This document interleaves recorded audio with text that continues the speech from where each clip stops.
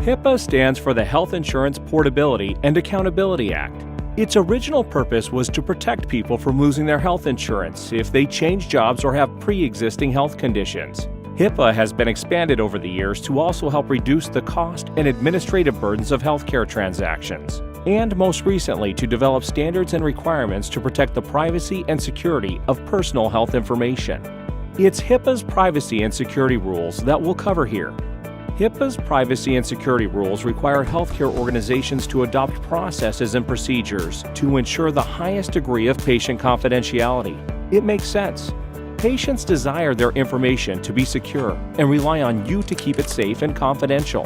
Personal health information, or PHI, can be created, stored, or transmitted in many formats through verbal conversations, written documents, over computer software or hardware, and in various other forms. All require security and confidentiality measures to be implemented. PHI may include anything in the patient health records, such as lab results, medical history, images, and more. It also includes other patient information like names, birth dates, social security numbers, email addresses, and other information that can be used to create identity theft. It seems like every day we hear about another data breach. Keeping patient information safe is what HIPAA governs and what you are responsible to protect. A covered entity under HIPAA may not use or disclose protected health information unless a patient authorizes its disclosure in writing. However, we may disclose protected health information without an individual's authorization for any of the following purposes or situations. 1. To any individual that has been authorized by the patient. 2. For treatment, payment, or general healthcare operations. Or 3. If the individual has the opportunity to agree or object to a disclosure. For example, when the patient brings another patient into the exam room. In addition, all practices are required to provide patients with a Notice of Privacy Practices, NPP. It is a best practice to make a good faith effort to obtain a patient's written acknowledgement of receiving the notice. The NPP must inform patients of the uses and disclosures of PHI that the practice may make and define the patient's right to access and amend their medical information. Except in certain circumstances, individuals have the right to review and obtain a copy of their protected health information. You may impose reasonable fees for the cost of copying and fulfilling the patient's request. When you disclose PHI, you must use the minimum necessary information to accomplish the purpose of the disclosure or request. Practices must identify each employee who needs access to PHI to carry out their job, and PHI should be limited to a need-to-know basis. For non-employees, you must limit the amount PHI of what is needed to accomplish the work. You should also rely on ethics and your best judgment in deciding whether to disclose protected health information. The HIPAA security rule requires covered entities to implement administrative, physical, and technical safeguards to ensure that medical information is stored, transmitted, and received in a safe and secure manner. Administrative safeguards require practices to create and maintain updated policies and procedures for employees to learn and follow to help maintain the security of PHI.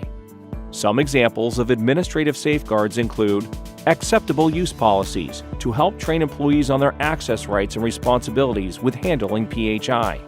Sanction policies are needed to discipline employees who violate HIPAA law.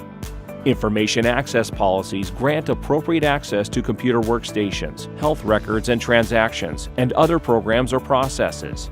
Security awareness training must be implemented, so employees are trained and reminded of policies and procedures relating to software updates, computer login monitoring, password updates, and other key security measures. And contingency planning, so adequate preparation, policies, and procedures are in place in order to respond to an emergency. For example, if there is a fire, vandalism, or other natural disaster, an incident and emergency response plan must be created, tested, and revised, and all critical activities must have a designated owner. Technical safeguards require practices to implement procedures and the right software and equipment to protect PHI. Practices must implement technical policies and procedures to allow access to only those people who need access to do their jobs. Practices should incorporate encryption and decryption in backing up, restoring, and transmitting electronic patient information. And policies and procedures must be set up to destroy PHI when it is no longer necessary to fulfill a job or function. Physical safeguards must be implemented to protect the location and devices within your practice. Facility access controls must be created, and all access must be monitored. It's important that you understand and monitor who is accessing the practice, and security measures are put in place prior and after a potential incident. To help administer these safeguards, HIPAA requires that every practice designate a HIPAA security and HIPAA privacy officer.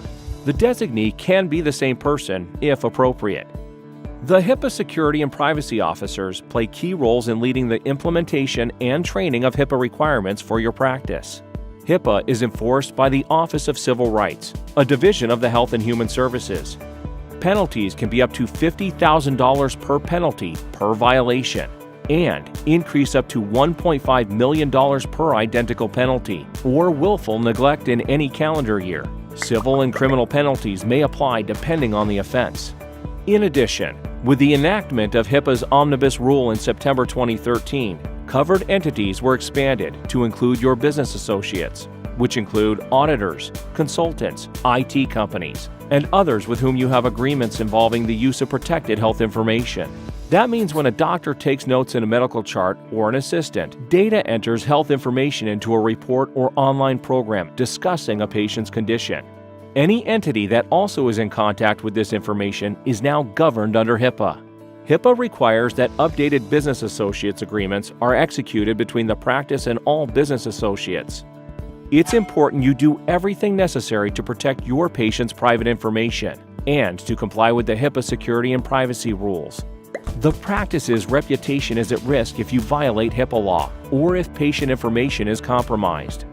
Penalties can be devastating, and it's your duty to contribute to a commitment of developing a culture of compliance and data security for your practice. If you see any suspicious activity, please report it to your supervisor as soon as possible. Thank you for participating in today's HIPAA training. Please follow up with your supervisor if you have any additional questions.